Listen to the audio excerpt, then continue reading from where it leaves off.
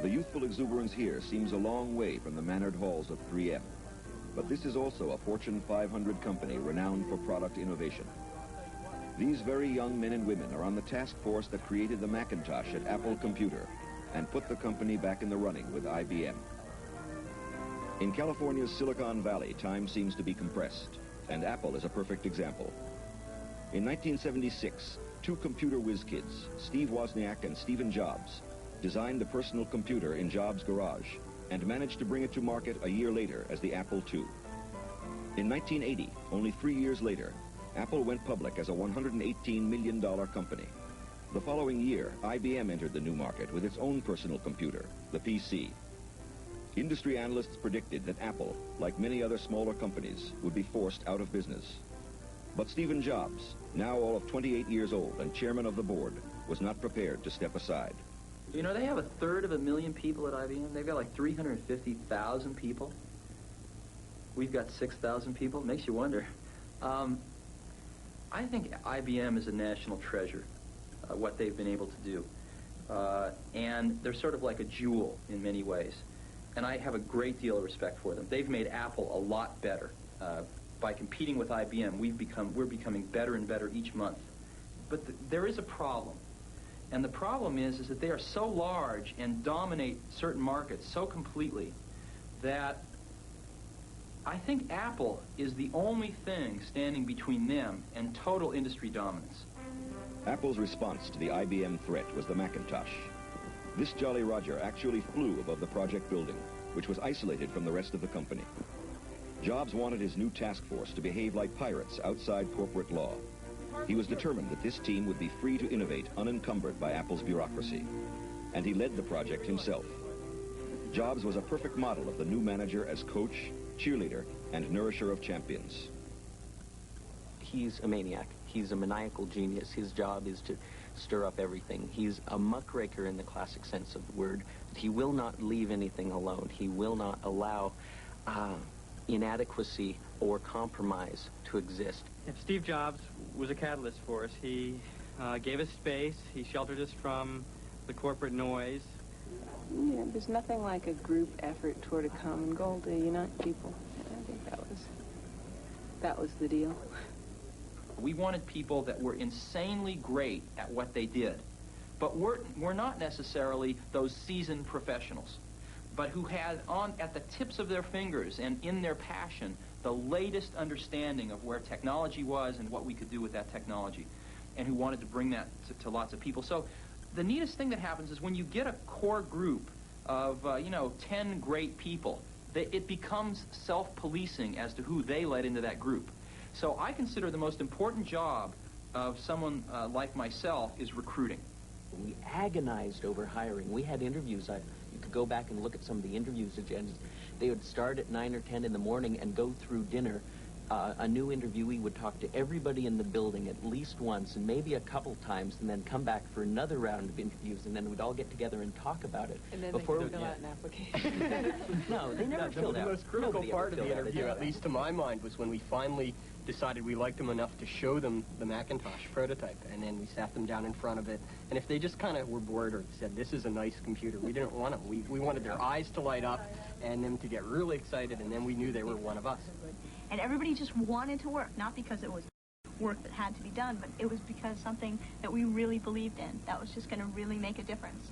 And that's what kept the whole thing going. We all wanted exactly the same thing, and instead of spending our time arguing about what the computer should be, we all knew what the computer should be, and we just went and did it. The greatest people are self-managing. They don't need to be managed. If once they know what to do, they'll go figure out how to do it, and they don't need to be managed at all. What they need is a common vision, and that's what leadership is. What leadership is having a vision, being able to articulate that so the people around you can understand it, and getting a consensus on a common vision. You can click on a tool like a paintbrush and say, just real quickly flip out a little image of someone. You can say, draw an eye.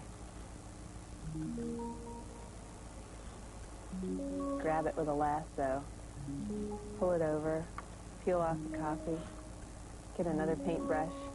The Mac team's vision was an inexpensive computer as powerful and sophisticated as IBM's PC, with an added playfulness that would make it attractive to young people like themselves. And they wanted it easy to use. With Macintosh, there are no complicated commands to be memorized and typed into the machine. All you do is move an arrow with a selection device called a mouse and point to what you want from a menu of options presented on the screen. Then the nice thing is you can copy a whole section, peel off a copy, flip it over, move in. One of the neatest things about Macintosh was we had a chance to change the way people thought of computers.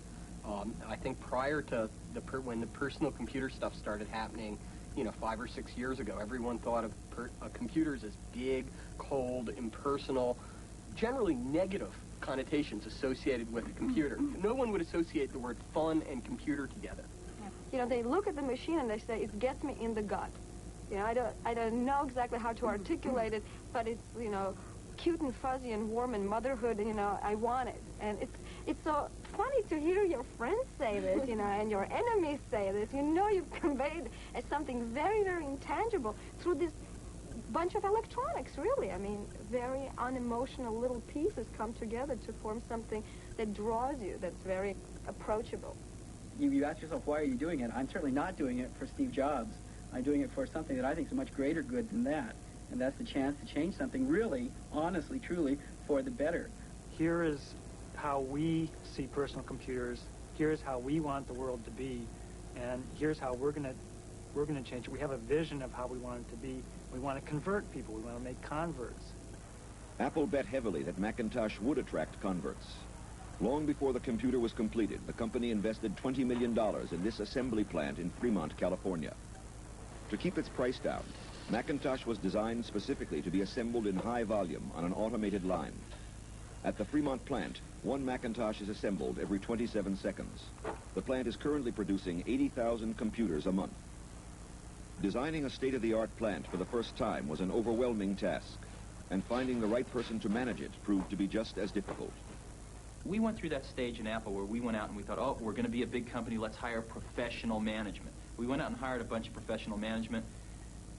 It didn't work at all. Most of them were bozos. They knew how to manage, but they didn't know how to do anything. And so if you're a great person, why do you want to work for somebody you can't learn anything from? And you know what's interesting? You know who the best managers are? They're the great individual contributors who never, ever want to be a manager, but decide they have to be a manager because no one else is going to be able to do as good a job as them. After hiring 2 professional managers from outside the company and firing them both, Jobs gambled on Debbie Coleman, a member of the Macintosh team. 32 years old, an English literature major with an MBA from Stanford, Debbie was a financial manager with no experience in manufacturing. There's no way in the world anybody else would give me this chance to run this kind of operation. And I don't kid myself about that. This is an incredible high risk, both for myself personally and professionally, and for Apple as a company, to put a person like myself in this job. They're really betting on a lot of things. We're betting that my skills at organizational effectiveness, override all those, lack of technology, lack of experience, lack of, time in manufacturing. So it's a big risk, and I'm just an example, and every single person on the Mac team, almost to your, entry-level person, you could say that about. This is a place where people were afforded just incredibly unique opportunities to prove that they could write the book again. Apple released Macintosh on January 24th, 1984, hoping to sell 50,000 computers in the first 100 days on the market. 72,000 sold, and sales continue to climb. What began as a pirate venture, the bad kids in the company, has reinstated Apple as IBM's principal competitor in personal computers, and is now accounting for roughly half the company's $1.5 billion in annual sales. The best way I came up with to affect change at Apple was by example. And that was probably more than anything else the key reason that I spent 2.5 years of my life on Macintosh, was to try by example to say, hey, here's a better way to do things. And it turns out it's worked. Most everything at Apple now has looked at the Macintosh experience and come in and said, hey, we can take a lot of these concepts and apply them, make them better in some ways, and model, every other factory we're doing now is modeled after the Macintosh factory. Every other product team that's doing new product is being modeled after the Macintosh team. The Macintosh example demonstrates how effectively a task force can innovate when it is bound together by a shared vision and given the freedom within the corporation to find its own way. The project also attests to what can be achieved when people are recognized for their contributions. Inscribed inside the casing of every Macintosh, unseen by the consumer, are the signatures of the whole team. This is Apple's way of affirming that their latest innovation is a product of the individuals who created it, not the corporation.